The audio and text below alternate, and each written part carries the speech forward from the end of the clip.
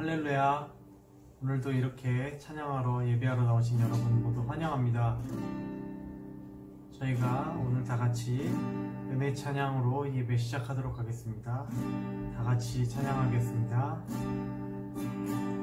이 모든 것이 주님의 은혜, 이 모든 것이 은혜라네. 이 모든 것이 주의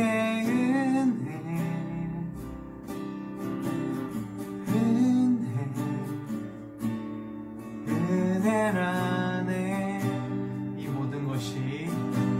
이 모든 것이 주님의 은혜, 이 모든 것이 은혜라네. 이 모든 것이 주의 은혜라네.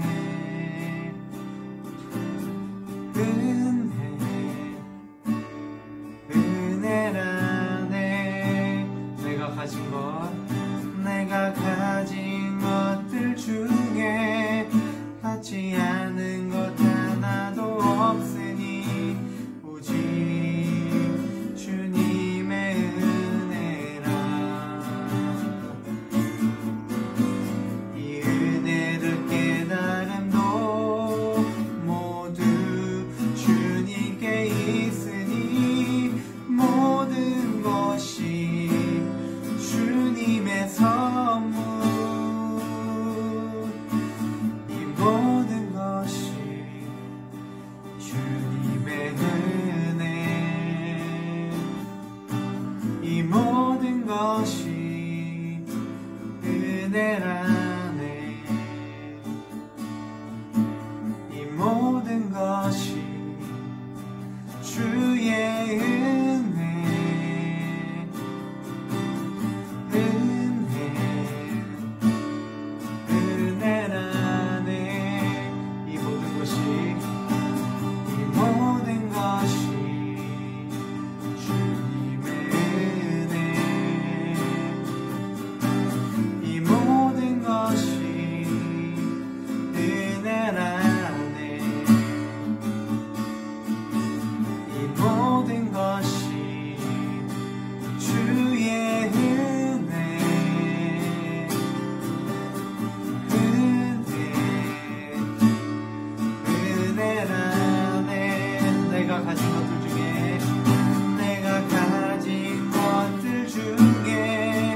받지 않은 것 하나도 없으니 오직 주님의 은혜라. 이 은혜는 깨달음도 모두 주님께 있으니 모든 것이 주님의 선물. 내가 가진 것들 중에 받지 않은 것 하나도 없으니 오직 주님의 은혜라. 이 은혜를 깨달음도 모두 주님께 있으니 모든 것이 주님의 선물,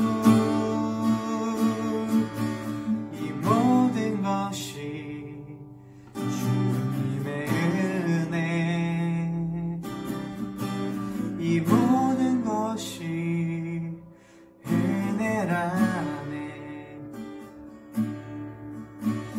이 모든 것이 주의 은혜라네.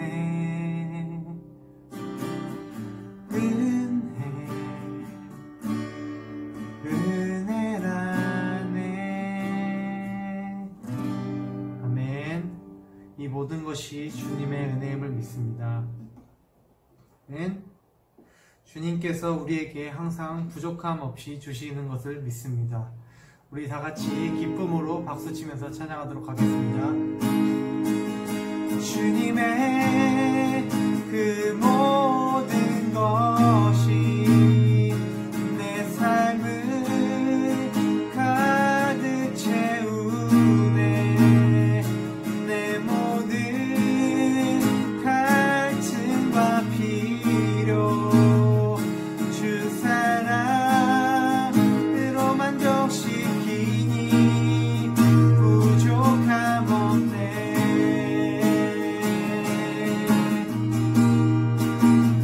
나의 공급자, 나의 공급자, 또 내 생명. 놀라우신 하나님, 주인 나의 삶, 그 삶의 이유. 놀라우신 하나님, 주님의 그 모든 것이 내 삶을 가득 채우네. 내 모든 갈증과 필요 주 사랑으로 만족시키니 부족함 없네.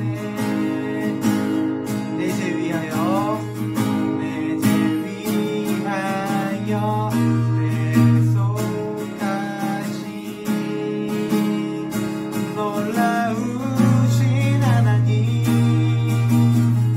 다시 오시와 나의 모든 것.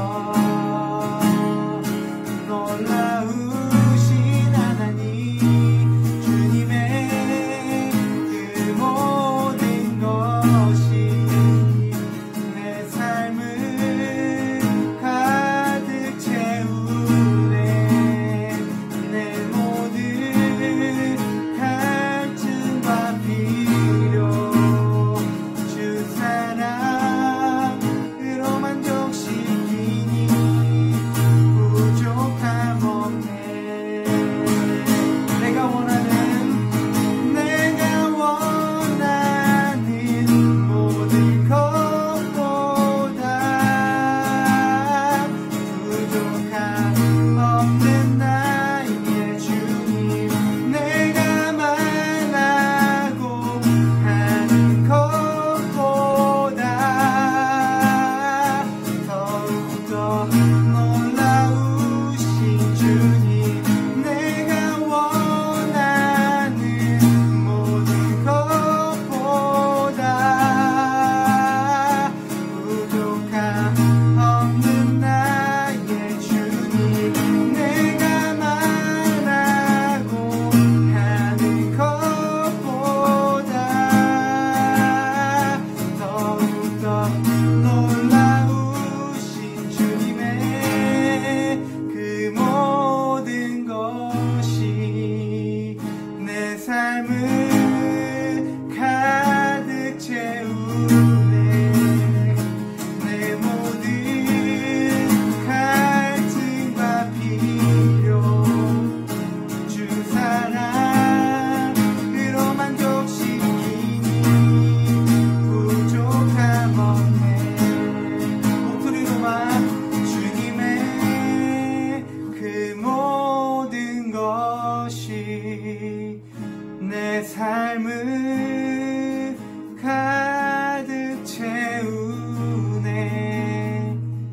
내 모든 갈증과 필요 주 사랑으로 만족시키니 부족함 없네.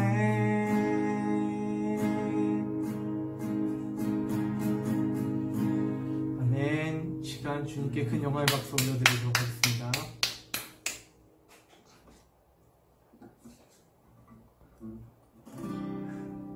주님은 어떤 상황 속에서도 우리와 함께 해주십니다. 우리가 비록 지금 힘든 시기에 있지만 이 시간 더욱 주님께 집중하며 하나님은 바라보며 나아가는 시간 되기 바랍니다. 우리 다같이 모든 상황 속에서 찬양하겠습니다. 모든 상황 속에서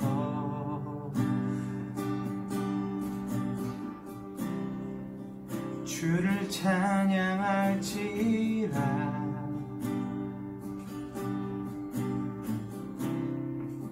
주는 너의 근삼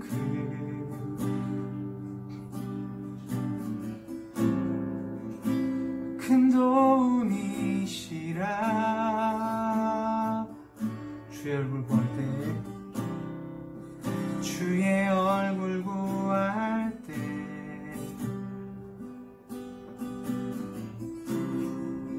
주의 영을 부사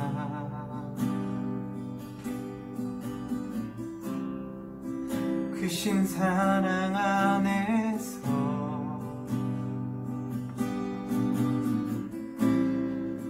주를 보게 하소서.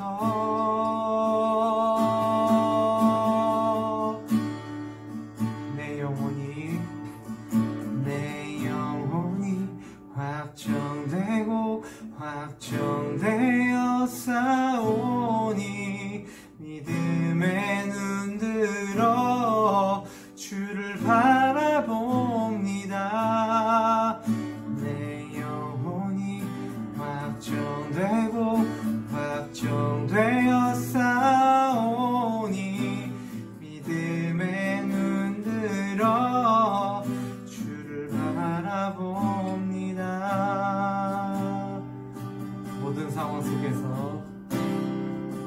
모든 상황 속에서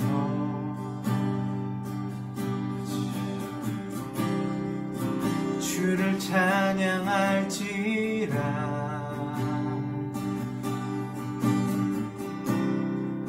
주는 너의 근삼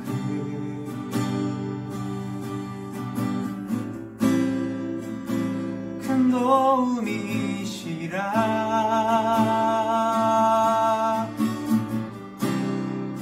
주의 얼굴 구할 때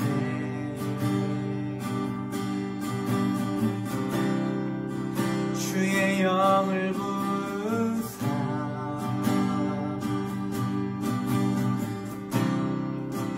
크신 사랑 안에서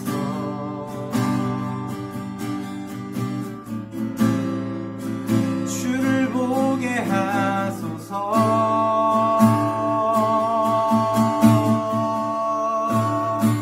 내 영혼이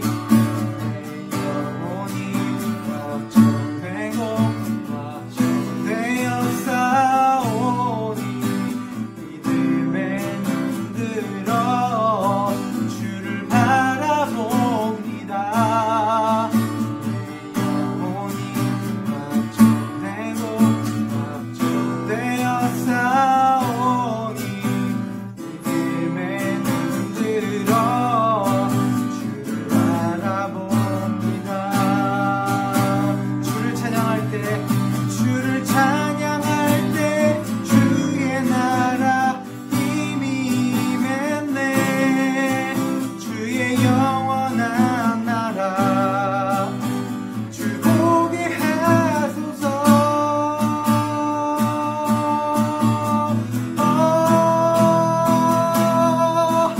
내 영혼이 확정되고 확정되어 싸우니 믿음에 눈들어 주를 바라봅니다. 내 영혼이 확정되고 확정되어 싸우니 믿음에 눈들어 주를 바라봅니다. 이 시간 우리 다 같이 기도했으면 좋겠습니다. 하나님 아버지, 우리의 마음이 주님 앞에 온전히 올려드리기 원합니다. 지금 시대가 너무나 힘듭니다. 하지만 이 시대를 우리가 이겨낼 수 있도록 기도할 수 있도록 도와주옵소서. 주님 아버지, 우리가 주님께 기도와 말씀으로 나가기 원합니다. 우리 이 시간 예배를 받아주옵시고 우리의 마음을 주님께서 받아주옵소서. 다 같이 기도하겠습니다.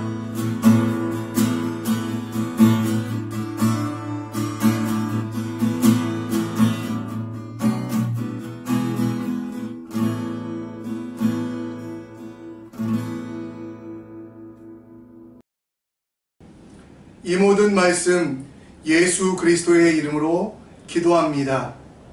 예수 그리스도의 피로 거룩하게 된 우리는 사도신경으로 우리의 신앙을 고백합니다. 전능하사 천지를 만드신 하나님 아버지를 내가 믿사오며 그 외아들 우리 주 예수 그리스도를 믿사오니 이는 성령으로 잉태하사 동정녀 마리아에게 나시고 본디오 빌라도에게 고난을 받으사 십자가에 못 박혀 죽으시고 장사한 뒤 사흘 만에 죽은 자 가운데서 다시 살아나시며 하늘에 오르사 전능하신 하나님 우편에 앉아 계시다가 저리로서 산자와 죽은 자를 심판하러 오시리라. 성령을 믿사오며 거룩한 공예와 성도가 서로 교통하는 것과 죄를 사하여 주시는 것과 몸이 다시 사는 것과 영원히 사는 것을 믿사옵나이다. 아멘. 찬송가 393장 오 신실하신 주 함께 찬양하고 우리 청년부 회장으로 수고하고 있는 표한준 형제 기도 인도해 주시겠습니다.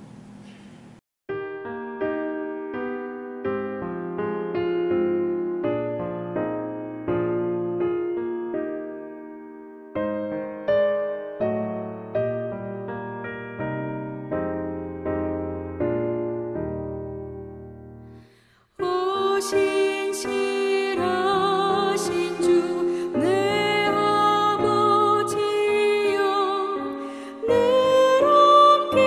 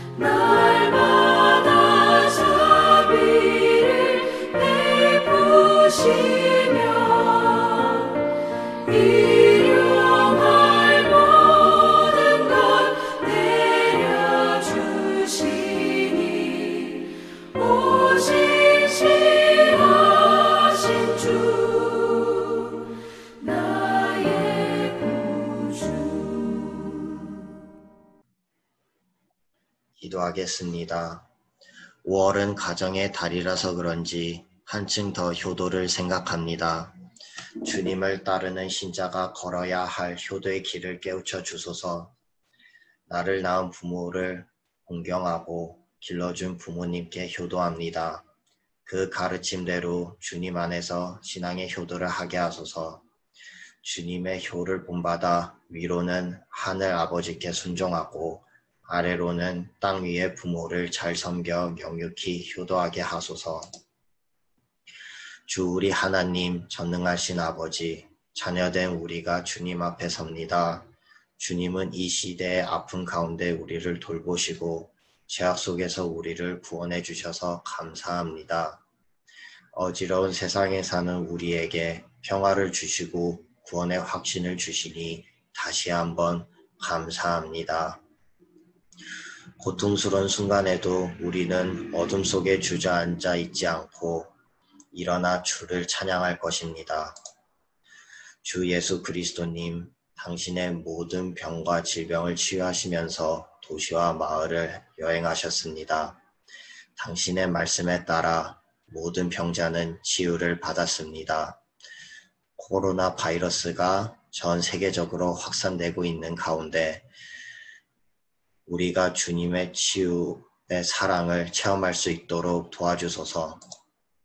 주님, 국가들과 이웃 간에 서로 협력하고 무서움과 두려움에 빠지지 않게 우리를 치유해 주소서.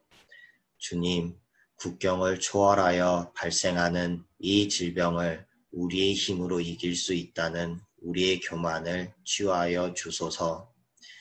이 불확실성과 슬픔의 시기에 모든 사람을 치유하시는 예수 그리스도님, 우리와 함께 하소서. 바이러스로 사망한 사람들과 함께 하시고 그들의 주님의 영원한 평안에서 안식하게 하소서.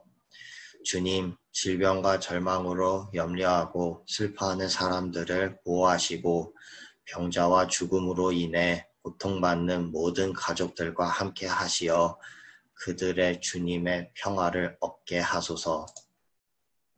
세계적인 혼돈 가운데서도 항상 주님을 향해 기도하고 원격으로 예배 드림으로써 주님의 은혜를 받기 원하는 우리의 모습도 지켜봐 주시옵소서.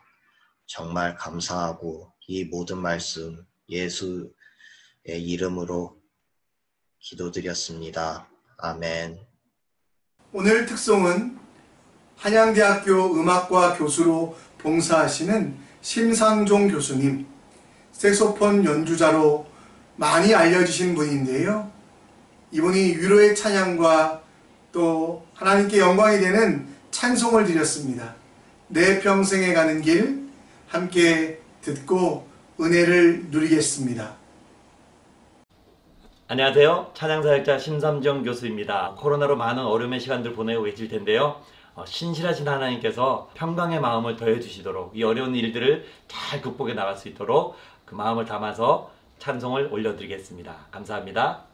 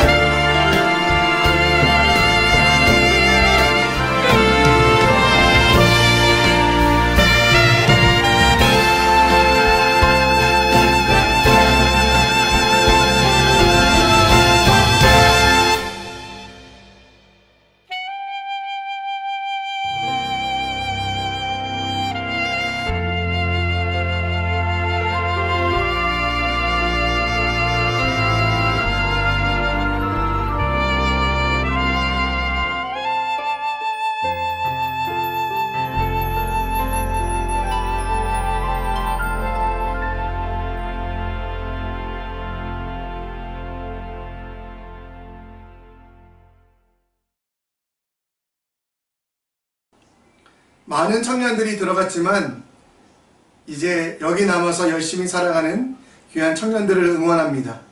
또 오늘 귀한 찬양을 해주신 심상종 교수님 감사드립니다. 오늘 여러분과 함께 나눌 말씀은 사도행전 6장 8절로 15절 말씀입니다. 복음으로 사는 사람들, 사도행전 6장 8절로 15절인데요.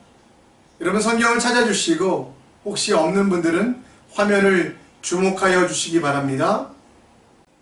스데반이 은혜와 권능이 충만하여 큰 기사와 표적을 민간에 행하니 이른바 자유민들 즉 구레네인, 알렉산드레아인, 길리기아와 아시아에서 온 사람들의 회당에서 어떤 자들이 일어나 스데반과 더불어 논쟁할세.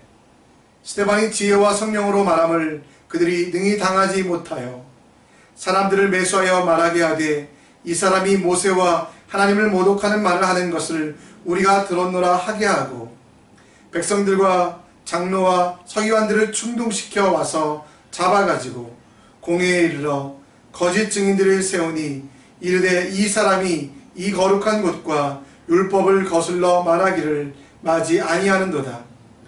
그들의 말에 이 나사렛 예수가 이곳을 헐고 또 모세가 우리에게 전하여 준 규례를 고치겠다 함을 우리가 들었노라 하거늘 공회 중에 앉은 사람들이 다 스데반을 주목하여 보니 그 얼굴이 천사의 얼굴과 같더라.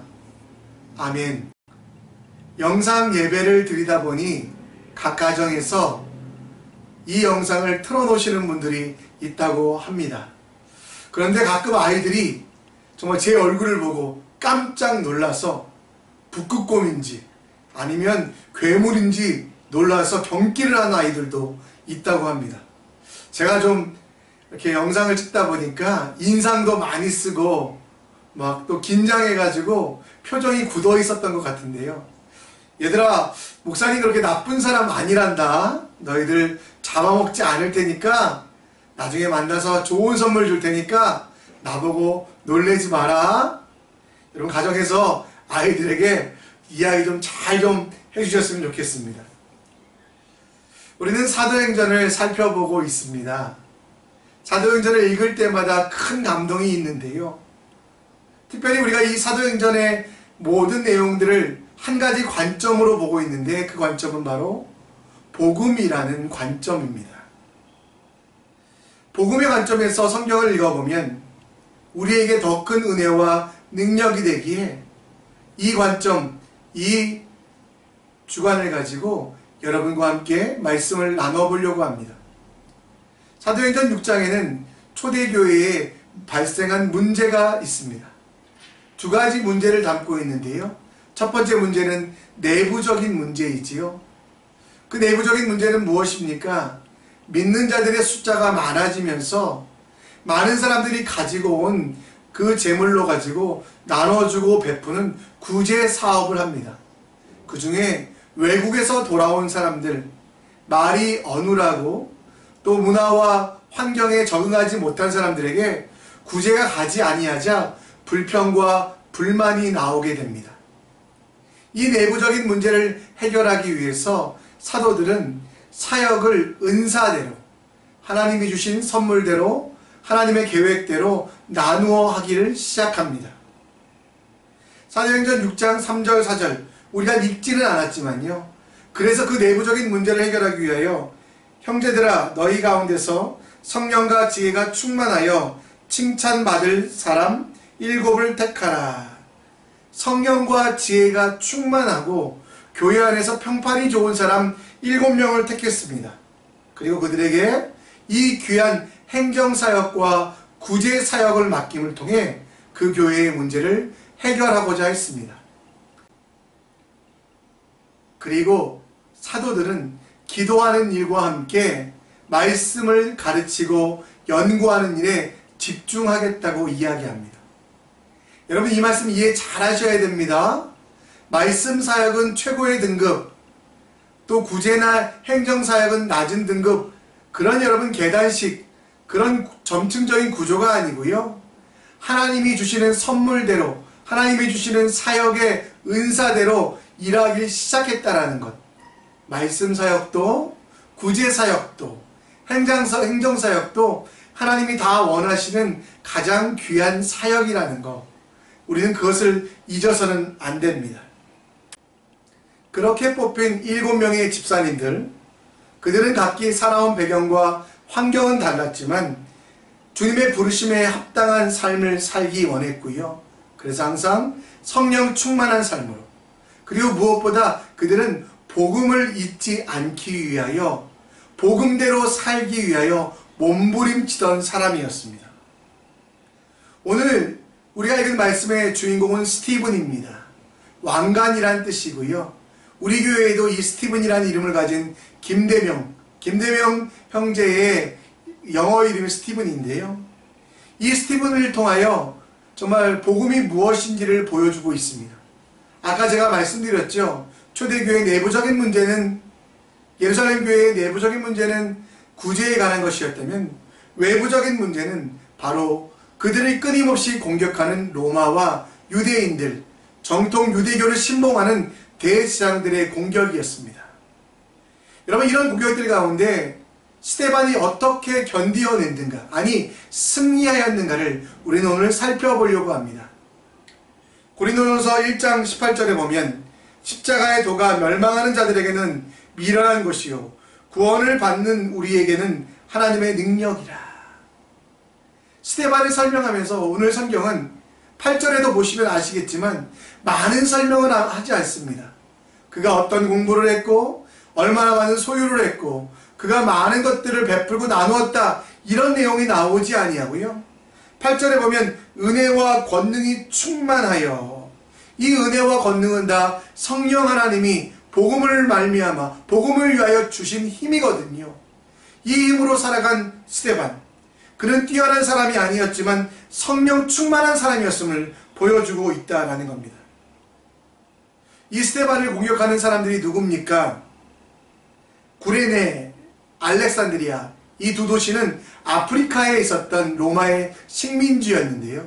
그곳은 정치적으로 뿐만 아니라 철학적으로도 종교적으로도 로마의 정복을 받았던 곳이었습니다.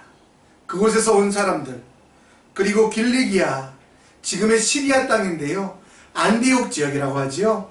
그 지역에 살아가는 사람들, 그리고 아시아, 우리가 아시아라고 하면 한국과 일본 뭐 이렇게 생각하시는데요, 당시의 아시아는 여러분 터키 지역을 말했습니다. 그곳에서 온 디아스포라 유대인들이 이 스데반을 공격하기 시작합니다. 그 공격의 내용이 무엇입니까? 바로 복음에 관련된 내용이에요. 근데 성령 충만하여, 오늘 10절에 보면 성령 충만하여 살아간 스데반을 그들은 결코 이길 수가 없었습니다. 왜냐하면 복음이 능력이 되기 때문에, 또 성령의 충만함으로 가르치는 것이기 때문입니다.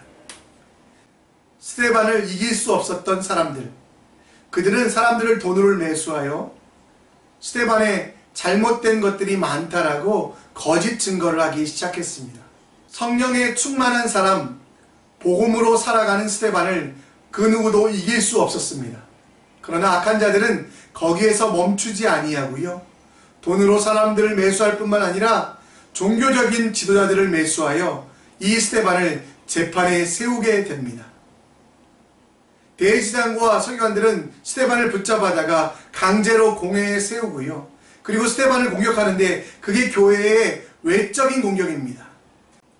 그 외적인 공격의 핵심, 그 핵심을 우리는 살펴보면 복음의 본질을 찾아볼 수 있습니다.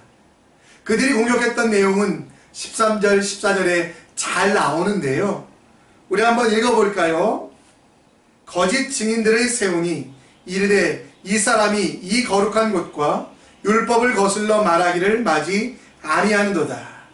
그의 말에 이 나사렛 예수가 이곳을 헐고 또 모세가 우리에게 전하여 준 규례를 고치겠다 함을 우리가 들었노라 하거늘. 그들의 공격에는 두 가지가 있었습니다. 하나는 거룩한 것에 관한 것이고 또 하나는 율법에 관한 것. 여러분, 외부적인 공격을 통해 복음의 핵심을 우리는 찾을 수 있거든요. 그 복음의 핵심은 무엇입니까? 성전에 관한 것, 그리고 율법에 관한 것. 신약성경을 쭉 읽어보면 복음에 대해서 많이 나오는데요. 하나님 나라, 예수 그리스도 다양한 것들이 있지만 그 중에 이 성전과 그리고 거룩, 성전과 율법에 대해서 잘 이해하지 못하면 우리는 그 내용을 잘 알 수 없다라는 것입니다. 스데반을 공격했던 사람들의 그 공격을 통하여 과연 복음의 본질이 무엇인지, 복음의 핵심이 무엇인지 여러분과 함께 이 시간 살펴보길 원합니다. 여러분, 첫 번째 공격이 뭐라고요? 그들은 예수님의 말씀을 듣긴 했지만 믿지 않았습니다. 유대인들은 예수님의 말씀 중에 특별히 마태복음 26장 61절을 인용하여 예수님과 그를 믿는 제자들을 공격합니다. 이르되 이 사람의 말이 내가 하나님의 성전을 헐고 사흘 동안에 지을 수 있다 하더라 하니. 여러분, 유대인들 그리고 대제사장들은 예수님은 그리스도가 아니다, 구원자가 아니다, 단 한 명의 정말 이 세상을 만드신 창조주가 아니다라고 스데반에게 이야기합니다. 그리고 나서 그 예수님이 구세주일 수 없는 이유가 바로 이 내용, 성전에 대하여 성전을 헐라고 이야기했다라는 겁니다. 여러분, 예수님께서는 실제로 성전을 허셨습니다. 그리고 3일 만에 새로운 성전을 만드셨는데요. 이야기 여러 번 했잖아요, 여러분. 여러분, 예수님께서 십자가에 달려 돌아가실 때 어떤 일이 일어났습니까? 땅이 흔들리기도 했고요. 무덤에서 잠자는 자들이 일어나기도 했지만 가장 큰 변화는 뭐였냐면 예수님께서 십자가에 죽으시는 그 순간 당시 예루살렘 성전에 지성소를 가리고 있던 그 성전의 휘장이 찢어졌다라는 겁니다. 지성소는 이스라엘 전통 속에서 하나님이 거하시는 장소라고 생각했습니다. 그래서 그 안을 들여다볼 수 있는 사람은 대제사장, 그것도 1년에 한 차례밖에 없었거든요. 근데 예수님의 십자가 사역으로 말미암아 그 휘장이 찢어지고 이제는 누구라도 다 성소에 나아갈 수 있는 자격을 얻게 됐다는 것을 보여주며 더 이상 성전은 예루살렘 지성소가 아니라 각 사람에게 예수 그리스도를 주로 고백하는 각 성도들에게 있음을 보여주고 있다라는 겁니다.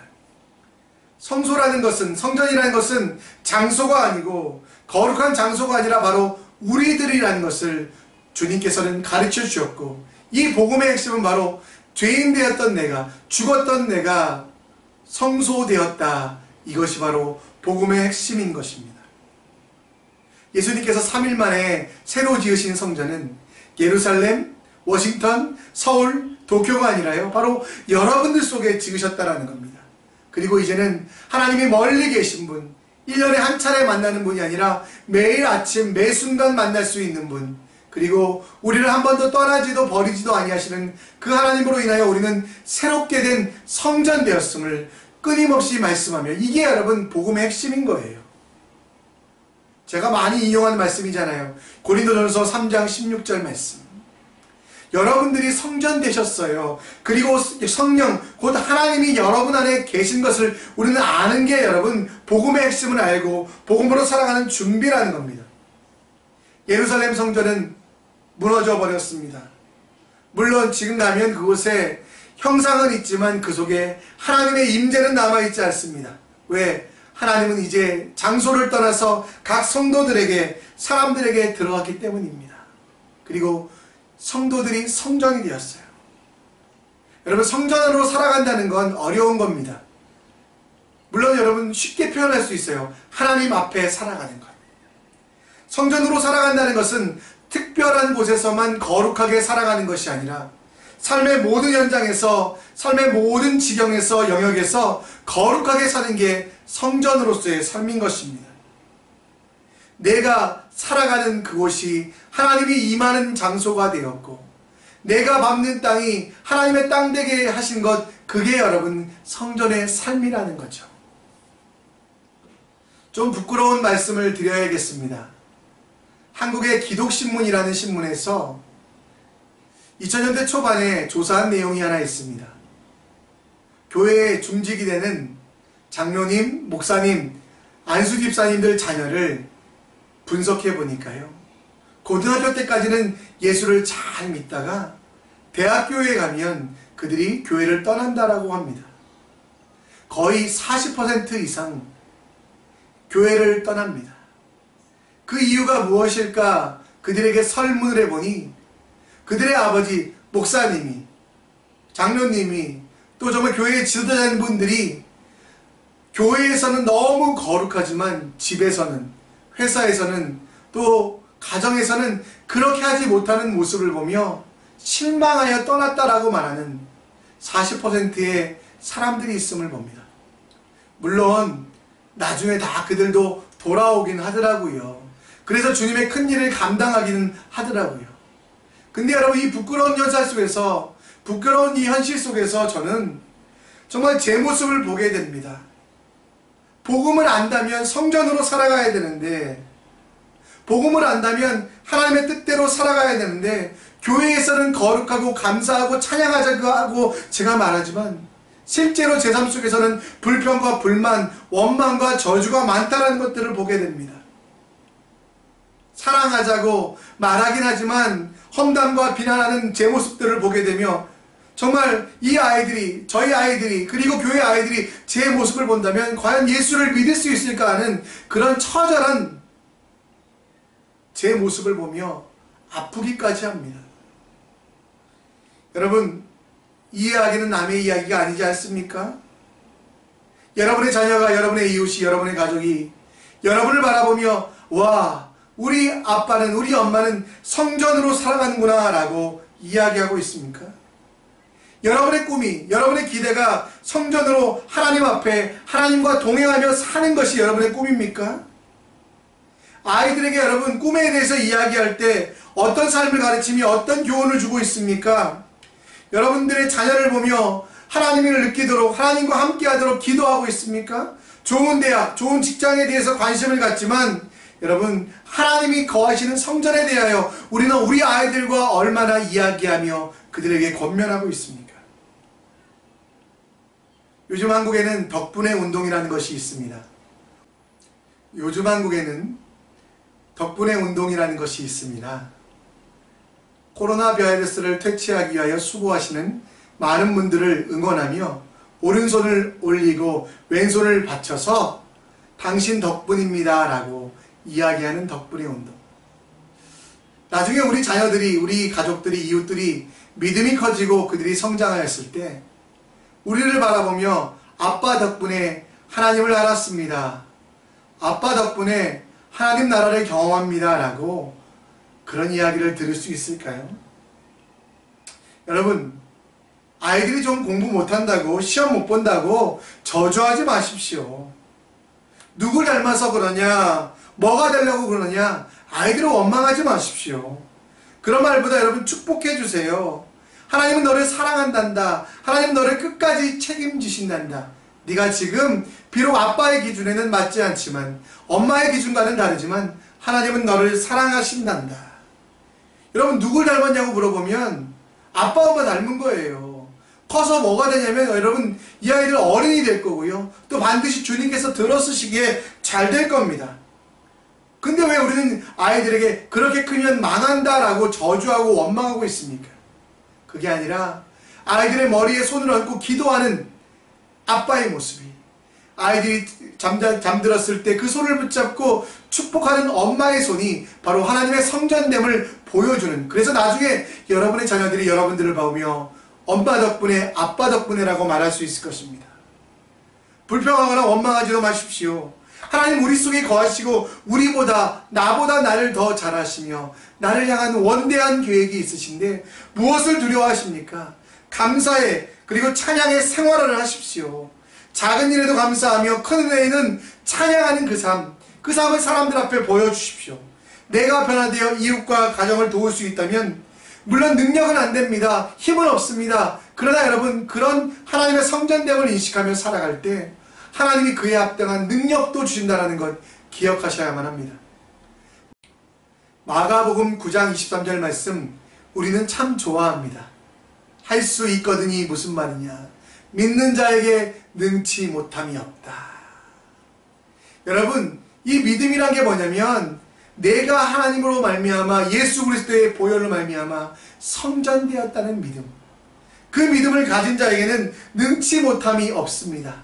나는 할 수 없지만 내 속에 계신 하나님이, 나의 능력은 너무나 부족하고 모자라지만 나를 지키시는 하나님이, 내가 외로울 때도 힘들 때도 나와 함께 하시는 그 하나님이 있음을 믿으며 이제 하나님 앞에서 성전의 삶을 살아갈 때 능치 못할 일이 없다라는 것, 그것을 기억하시며 다르게 살아가시는, 새롭게 살아가시는, 변화되어 살아가시는 여러분들 되시기를 간절히 축원합니다. 바리새인과 서기관들의 두 번째 공격은 무엇입니까?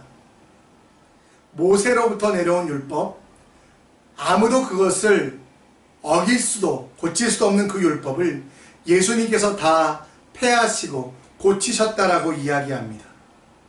예수님이 정말 그렇게 행동하셨을까요? 율법과 상관없는 율법을 폐하고 완전히 새로운 법을 만드셨을까요? 마태복음 5장 17절 말씀에 보면 내가 율법이나 선지자를 폐하러 온 줄로 생각 말라. 폐하러 온 것이 아니요 완전하게 하려 함이라. 예수님은 왜 오셨다고요? 어떻게 하셨다고요? 율법을 폐하시러 온 게 아니고요. 아, 율법 필요 없어. 율법 다 정말 무시해도 돼. 이렇게 말씀하신 것이 아니라 그 율법을 하나님의 뜻에 맞도록 완성하셨다라는 겁니다. 그런데 여러분, 많은 사람들은 이 복음의 진리를 깨닫지 못하여 율법이 필요 없으니 나는 내 마음대로 살 거야. 내 본성이 가는 대로, 내 자아가 이끄는 대로, 내 욕심이 만들어가는 대로 내 인생을 만들어가겠다라고 생각을 합니다. 근데 여러분, 그 복음의 본질을 잘 이해하지 못하는 거예요. 율법주의, 율법을 지켜야만 구원을 얻는다. 율법주의, 율법을 통한 구원이 있고 행위를 통한 은혜만 있다고 생각하는 사람들, 그것도 여러분 사도 바울과 초대교회는 경계했지만 도덕 폐기론, 무율법주의도 진짜 복음의 핵심과는 너무도 멀리 떨어져 있다라는 겁니다. 예수님이 율법을 폐하셨으므로 도덕도 거룩한 삶도 필요 없다라고 생각하는 사람들, 여러분 초대교회에도 그런 사람들이 있었습니다. 에베소 교회에 보면, 특별히 계시록 2장에 나오는 말씀에 보면 니골라 당이라는 사람들이 있었다라고 말합니다. 초대교회의 첫 7 집사님 중에 한 분이 니골라이긴 한데요, 그분과는 상관없는 분들 같습니다. 이 니골라 당이 주장하는 것은 무엇이냐면, 하나님을 한번 믿은 뒤에 구원을 받은 사람들은 어떤 행동을 해도 죄가 되지 않는다. 도덕 폐기론, 율법 폐기론이라고도 말하며 무율법주의를 주장합니다. 율법의 때가 지나가고 이제는 은혜의 시대이니 신자는 은혜로 보호받기 때문에 자기 마음대로 살아도 죄를 지어도 괜찮다라고 말하는 사람들, 생각하는 사람들이 있었습니다.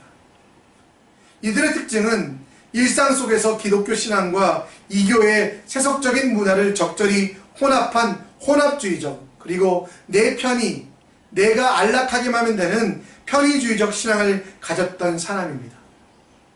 여러분, 율법이라는 것 우리는 무시해서는 안 됩니다. 예수님도 율법을 무시하지 않으셨습니다.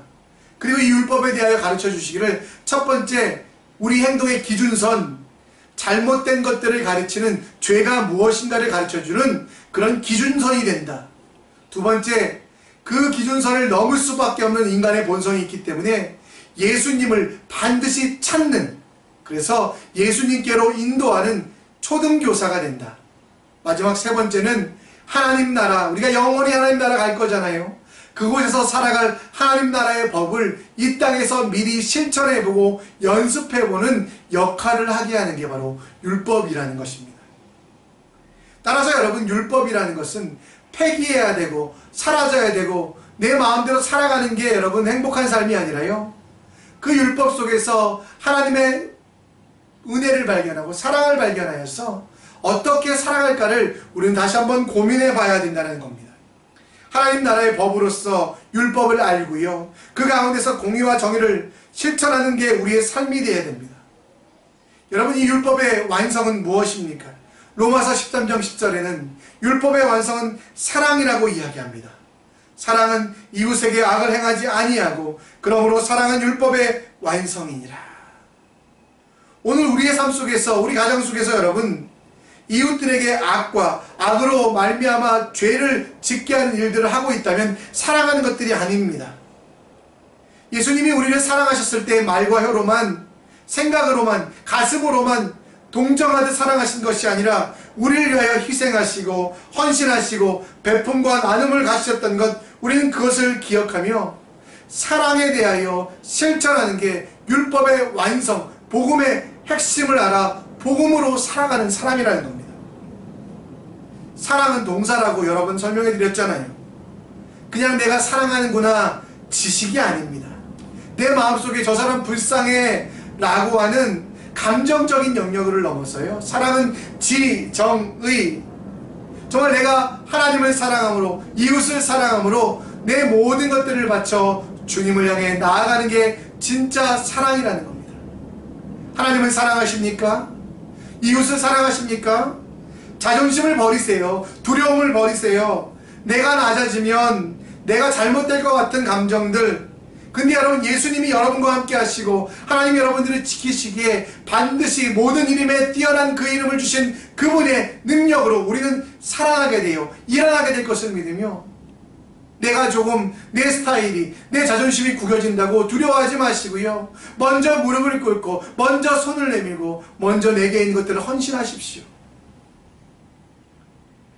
여러분, 물론 우리가 베풀고 나눌 때 두려움이 있습니다. 그러나 하나님이 계신 것을 믿으며 그 사랑을 완성해 갈 때, 실천해 갈 때 하나님의 역사가 우리 가운데 임하셔서 더 큰 은혜가 임한다라는 것입니다. 복음의 본질로 살아갔던 스데반은 15절에 보면 그 얼굴이 천사와 같다라고 이야기합니다. 다른 내용이 없어요. 딱 두 가지예요. 스데반의 얼굴이 천사와 같았다는 것, 그것은 성전이 무엇인가를 알았고, 그래서 내가 성전되어 내 속에 하나님이 거하신다라는 것, 그리고 하나님이 주신 율법의 완성, 곧 사랑의 실천과 사랑의 하는 행동으로 말미암아 그것을 통하여 그의 얼굴은 천사가 되었는데요, 그 축복 여러분들도 받을 수 있다라는 겁니다. 오늘 우리는 우리를 바라보는 많은 사람들이 우리 얼굴 속에서 천사를 느끼도록 합시다. 그러게 하기 위하여는 다른 것이 없어요. 복음 앞에 살아가야 돼요.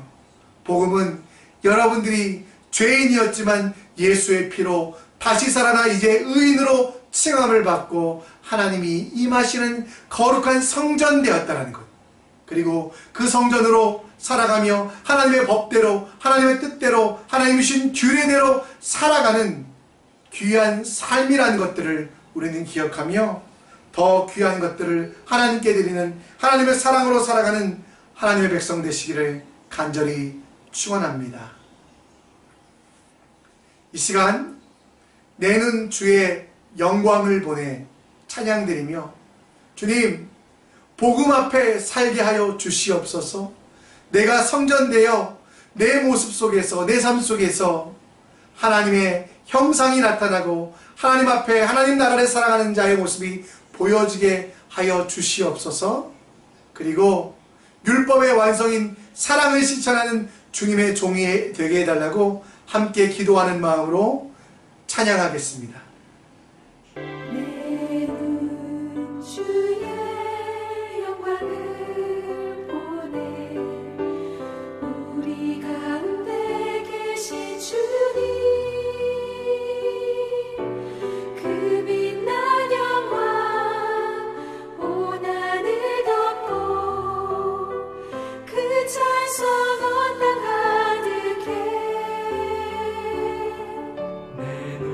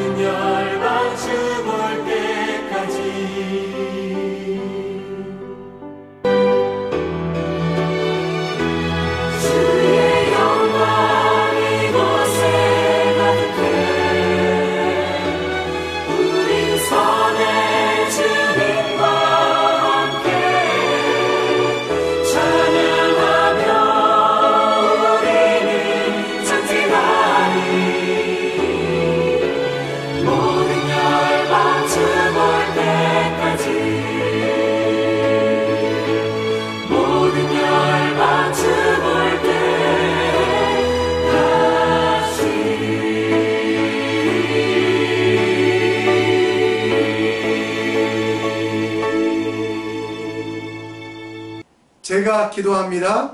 하나님 아버지, 우리가 복음 앞에 살아가는 주님의 종이 되게 하여 주시옵소서.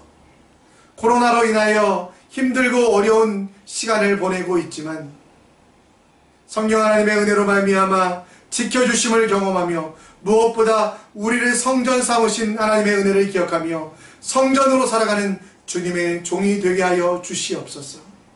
지칩니다. 낭망합니다. 좌절합니다. 그러나 하나님 율법의 완성인 사랑을 기억하게 하시고 나보다 남을 낮게 여기며 내 손과 발로 이웃을 섬기며 내 자존심도 내 두려움도 다 버리고 가난한 자들, 소외된 자들을 도우며 섬기며 위로하는 주님의 종이 되게 하여 주시옵소서. 우리 자녀들을 건강하게 하시고 지혜롭게 하여 주시옵소서. 예수님 닮아 하나님의 꿈을 꾸게 하시고 예수님의 인품으로 살아가게 하시고 성령의 능력으로 살아감을 통하여 이 땅을 변화시키는 주님의 자녀들 되게 하여 주시옵소서. 입시의 문제로 고민하는 자들이 있습니다. 어디로 갈지 무엇을 할지 알지 못하는 자들에게 빛과 진리가 되신 주님의 은혜가 임하게 하셔서 그들이 마땅히 갈 길을 보여주시고 행할 것들을 알게 하여 주시옵소서. 몸이 아픈 자들을 위하여 기도합니다. 치유의 역사가 나타나게 하시고 고쳐지게 하시고 새롭게 되게 하여 주시옵소서. 마음이 아픈 자들을 위하여 기도합니다. 불안한 자들을 위해 기도합니다. 초조한 자를 위하여 기도합니다. 우울한 자들을 위하여 기도합니다. 우리 속에 기쁨 되시는 하나님이 거하심을 기억하며 그 하나님과 만남을 통하여 회복되게 하시고 치유되게 하시고 온전해질 수 있도록 인도하여 주시옵소서. 하나님, 코로나 바이러스가 끝날 줄 알았는데 좀 더 지속되어 서킷 브레이크 기간이 길어집니다. 마지막까지 우리의 믿음을 놓지 않게 하시고 서로 격려하며 하나님의 일들을 이뤄가는 주님의 종 될 수 있도록 주여 역사하여 주시옵소서. 지금은 우리 주 예수 그리스도의 은혜와 하나님의 사랑하심과 성령 하나님의 인도 역사 충만하심이 복음을 통하여 복음을 위하여 복음으로 살아가는 주님의 종들에게 지금으로부터 영원토록 함께 있을지어다. 아멘. 재정부에서 광고 요청을 합니다. 헌금을 드리시는 분들이 계신데요. 그 헌금을 드리시고 주보에 나온 한범희 집사님께 문자로 꼭 연락해 주시기 바랍니다. 회계 처리에 어려움이 많으니 반드시 헌금을 들으신 이후에는 한범희 집사님께 전화로 문자로 연락 주시기를 부탁드립니다. 이번 한 주도 승리하시는 여러분들 되시기를 기도하겠습니다. 샬롬.